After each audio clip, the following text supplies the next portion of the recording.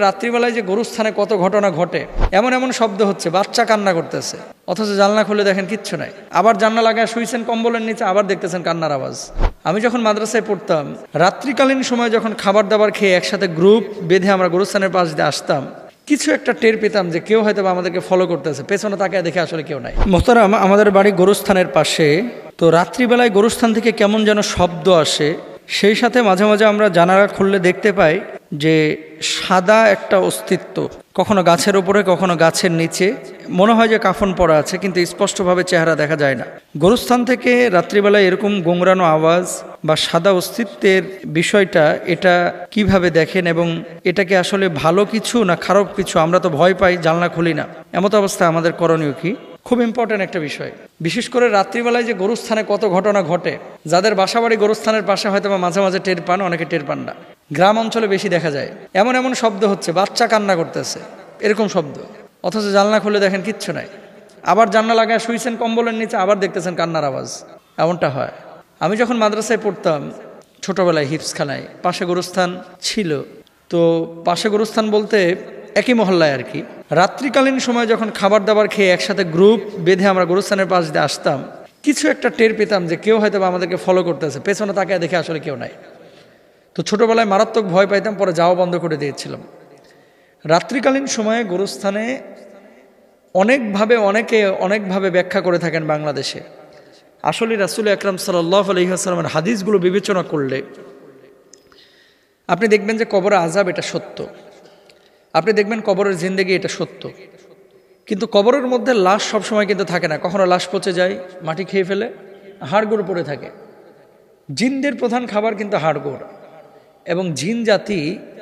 এই সমস্ত, যেহেতু আমাদের বাংলাদেশের ম্যাক্সিমাম কবরস্থানগুলোই কিন্তু অপরিচ্ছন্ন মানে ওই ইউরোপ বা পশ্চিমা বিশ্বের খ্রিস্টানদের যে গৌরস্থান বা কবরস্থান এরকম নিট অ্যান্ড ক্লিন না। ঢাকা সিটির আজিমপুরে যেয়ে দেখেন না কি অবস্থা। ঢাকার ভেতরে যদি অবস্থা হয়, গ্রাম অঞ্চলের অবস্থাটা কি? গ্রাম অঞ্চলে এমনও কবরস্থান আছে, এটারে যদি কাইটা সাইটা পরিষ্কার করা হয়, হয়তো বা 2-3 হাজার সাপ পাবেন ছোট ছোট। মানে এত নোংরা করে রাখে। তো এটা স্বাভাবিক। আল্লাহ রাসূল সাল্লাল্লাহু আলাইহি ওয়াসাল্লাম তো বলে গেছেন যে এই যে উপত্যকা, জলাশয়, জঙ্গল, এই জায়গাগুলো হচ্ছে জিনদের আদর্শ জায়গা। মানে খারাপ জিন সবসময় খারাপ জায়গায় থাকে, ভালো জিন ভালো জায়গায় থাকে। এরা মানুষকে ওয়াসওয়াসা দিতে পছন্দ করে, ভয় দেখাইতে পছন্দ করে। তো এই জন্য গরুস্থানগুলোকে, আপনাদেরকে একটা কথা সবাইকে বলি, বিশেষ করে এলাকা ভিত্তিক যে গরুস্থানগুলো আছে এগুলো আপনারা নিট অ্যান্ড ক্লিন রাখবেন। যদি এই সমস্ত বিড়ম্বনায় পড়তে না চান, পরিষ্কার পরিচ্ছন্ন রাখবেন। জঙ্গল রাখতে হবে গরুস্থানকে, এটা জরুরি না। বা দেয়াল নির্মাণ করে অথবা আপনার এই ঘিরে রাখতে হবে, জরুরি না। কিন্তু জঙ্গল এগুলো রাখবেন না। অনেক সময় বাঁশ উঠে একটা কবরস্থানে ওই বাঁশ ঝাড় হয়ে গেছে, বড় বাঁশ ঝাড় কাটতেছে না কেন রে ভাই? আপনার এই কবরস্থান থেকে যেহেতু বাঁশের ফালি দেওয়া হয়েছে চাটাইয়ের নিচে ওপরে, তো এই বাঁশ থেকে বাঁশ ঝাড় হয়েছে, 100টা বাঁশ হয়ে গেছে। তো আপনি বাঁশগুলো কাটতেছেন না কেন? কবরস্থানের বাঁশ তো কেটে আপনি ব্যবহার করতে পারবেন। বেচা কিনা করে এই টাকার মালিক হবে গরুস্থান। তো বাঁশ ঝাড় হতে হতে এত বড় হয়ে গেছে যে এটার কোনো হদিসই নাই। আপনাদেরকে একটা কথা বলি, রাত্রিবেলায় যদি এরকম আওয়াজ পান গরুস্থানের পাশ থেকে, আপনারা জানালা খুলবেন না। বরং যেটা করবেন, আয়াতুল কুরসি পড়বেন। আয়াতুল কুরসি পড়ে ওর মতো থাক, আপনি আপনার মতো থাকেন। ছাদের মধ্যে হরমর করে শব্দ করতেছে, টিনের ওপরে কে যেন ঢিল মারতেছে, মনে হচ্ছে আম পড়তেছে, ঘোড়ার ডিম, কিচ্ছু নাই, যা দেখতেছে কিচ্ছু নাই, এরকম হয়। এসব ক্ষেত্রে আপনাদেরকে বলবো আয়াতুল কুরসিটা সবসময় চলমান রাখবেন। আর সূরা বাকারা এর আগেও একদিন বলেছি, এটা পারলে লাউড স্পিকার একটু সাইডে রাখেন। যখন দেখবেন যে আপনারা ঘুমাইতেই দিচ্ছে না বা খুব ডিস্টার্ব করতেছে, জানালার কাছে মোবাইল ফোনটা লাউড স্পিকারে সূরা বাকারা সাইডে থুয়ে দেবেন। আপনি বলবেন যে এটা কি রাসূল সাল্লাল্লাহু আলাইহি ওয়াসাল্লাম বলছে যে জানালার কাছে মোবাইল রাখতে? তো নবীর জামানায় কি মোবাইল ছিল? নবীর জামানায় তো মোবাইল ছিল না, কিন্তু এগুলো তো কোরআনের তদবির, কোরআনের চিকিৎসা। এখন আমরা ফোন দেওয়া শুরু করবে, হুজুর আমার গরুস্থানে সাপ দেখছি, আমার গরুস্থানে গরু দৌড় মারছে দেখছি, আমার গরুস্থানে কি যেন দেখছি, শুরু হয়ে যাবে। না, আপনাদেরকে বলি গরুস্থান পরিষ্কার রাখবেন। সাদা কোনো কিছু যদি অস্তিত্বে আপনারা টের পান, সেদিকে আপনি তাকাচ্ছেন কেন? তাকাবেন না। তো গরুস্থানে রাত্রিবেলায় যাওয়ার চেষ্টাও করবেন না। অনেক সময় গর্ভবতী মহিলারা গরুস্থানের পাশ দিয়ে যান, সমূহ সম্ভাবনা আছে ইফেক্ট করার। প্রেগনেন্ট কোনো মহিলা গোরস্থানের পাশ দিয়ে রাত্রিবেলায় এরকম হেঁটে যাবেন না। এবং এটা পরীক্ষিত একটা বিষয়। ওই যে শীতকাল এখন পিঠা বানাবে অনেকে, তেলের পিঠা, ভাপা পিঠা, সেই পিঠা, এই পিঠা টিঠা বানায়া তৈলাক্ত জিনিসগুলোকে অনেক সময় ব্যাগে করে নিয়ে গোরস্থানের পাশ দিয়ে যায়। এটা করেন না। বহু মানুষ ক্ষতির সম্মুখীন হয়েছে। এবং এই সমস্ত কথাগুলো যখন বলা হয়, অনেক মানুষ বলবে, হুজুর সনাতনী কথাবার্তা কই পাইছে এগুলা। কিন্তু যখন আবার ধরা খায় তখন আবার হুজুরের কাছে দৌড়ায় আসে, হুজুর এটা তো জীবনেও কল্পনা করে না। ইউরোপের মতো দেশে এরকম ঘটনা ঘটবে, এটা কি জীবনে কেউ কল্পনা করছে? বাঙালি ইউরোপে থাকে, এরকম হয়েছে, ঘরের মধ্যে এই ধরনের প্রবলেমে পড়তেছে। তো এই জন্য আসলে আয়াতুল কুরসিটা মুখস্থ করেন, সূরা বাকারাটার আমল করেন, সূরা বাকারার শেষ 3 আয়াতের আমল করেন, কোরআনটাকে নিয়মিত কাছে রাখেন, কোরআন অনুবাদ পড়েন, কোরআন আরবি পড়েন, আর কোরআনের তেলাওয়াত শুনেন, করেন, ইনশাল্লাহ এগুলো থেকে বাঁচতে পারবেন। আল্লাহ তৌফিক দান করুন। আমি একটা ভিডিও দেখলাম ফেসবুকে। এই ভিডিওটা দেখার পরে আমি প্রয়োজন মনে করেছি তথ্যটা মানুষের সামনে জানানো উচিত। বিশেষ করে আমাদের বাংলাদেশে কিছু আধুনিক মা পয়দা হয়েছে, এদেরকে যদি ডিজিটাল মা বলেন তাহলে ভুল হবে না। ছোট বাচ্চা মায়ের কোলে ওঠার জন্য আকুতি করতেছে যে আম্মু আমার কোলে নাও, বাচ্চাটারে হাঁটায় নিচ্ছে আর কুত্তার বাচ্চাটারে কোলে নিয়ে ঘুরতেছে।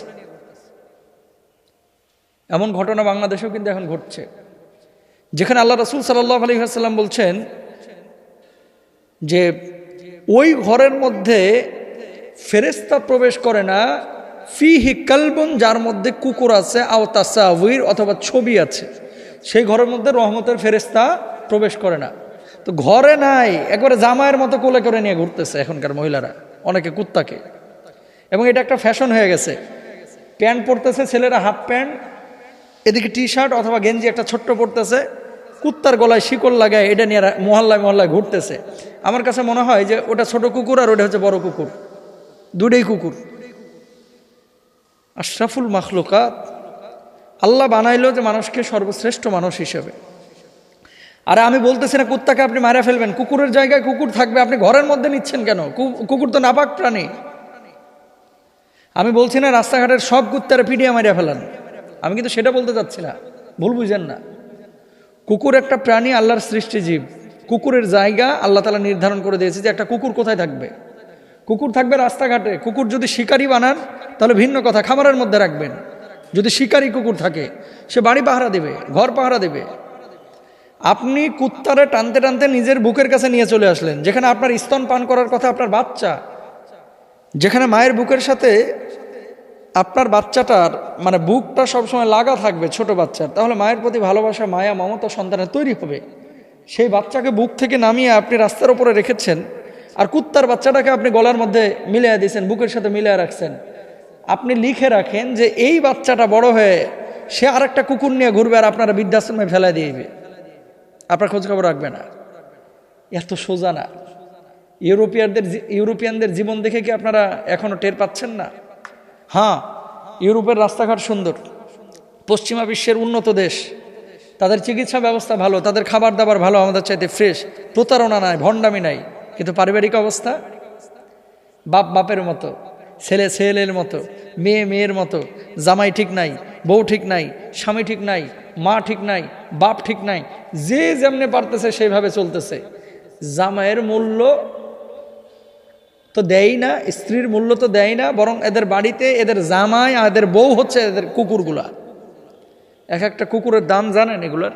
অনেকে আপনারা জানেনও না। আমার নিজে চোখে দেখা এবং আমি হাতও দিয়েছি এটার গায়ে। বিদেশ জিজ্ঞেস করলাম বাংলা টাকা এটার দাম কত? হুজুর এই কুকুরটা ফ্রান্স থেকে আনছি আমরা, ফ্রান্স থেকে। দাম পড়েছে কত? কয় বাংলাদেশি টাকায় এই কুকুরটার দাম 20 কোটি টাকা, একটা কুকুরের দাম। আর এই কুকুর আমাদের দেশের মানে 5টা ষাঁড়ে পাড়িয়ে ফেলাইবে এক কুকুরে, সিংহের চাইতে বড় দেখতে, এত বড় কুকুর আল্লাহ বানাইছে। তো আমি বললাম এটা আনতে, প্রক্রিয়াজাত করতে কি পরিমাণ খরচ হয়েছে? কয় সব মিলে।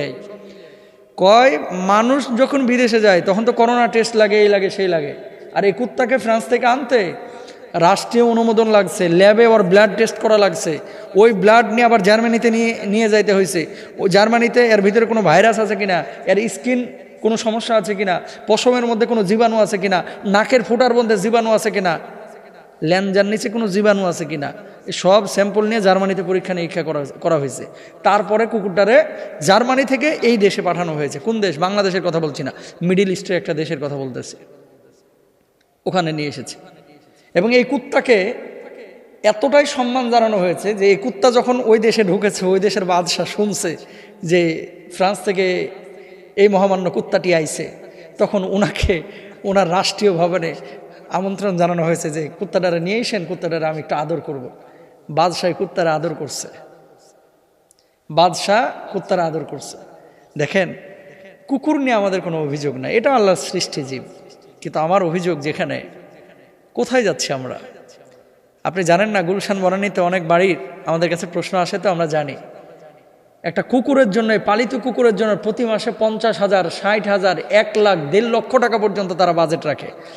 এদিকে কুত্তার জন্য 1.5 লাখ টাকা বাজেট, আর ওই দিকে দেখেন নতুন বাজারে, ওই রামপুরা, ওই যে মধ্যবাড্ডা, লিং রোড, ওইদিকে অনেক ফকির রাস্তাঘাটে পড়ে রয়েছে, ঘুমানোর জন্য একটা কম্বল পাইতেছে না। আপনি কুত্তার লাগে 1.5 লাখ টাকা খরচ করলেন, রাস্তাঘাটে যে মানুষগুলো পড়ে রয়েছে এগুলোর জন্য 1.5 টাকার একটা কম্বল কিনতে পারেন না। আপনি মানুষ নাকি অমানুষ নিজের কাছে জিজ্ঞেস করেন, বিবেকের কাছে জিজ্ঞেস করেন। আমি কাউকে আঘাত করার জন্য বলতেছি না, আমি যেটা বলতে চাচ্ছি ইসলামী শরিয়ার বিধান, কুকুর কুকুরের জায়গায় থাকুক, মানুষ মানুষের জায়গায় থাকবে। আর সন্তানের স্থান কখনো রাস্তাঘাটে না, সন্তান হবে বুকের স্থানে।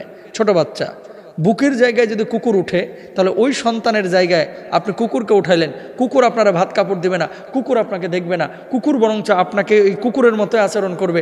আর আপনার সন্তানও বড় হয়ে যাওয়ার পরে আপনারে উষ্টা দিয়ে বাড়ি থেকে বাইর করে দিবে। আল্লাহ আমাদের সবাইকে বোঝার তৌফিক দান করুন।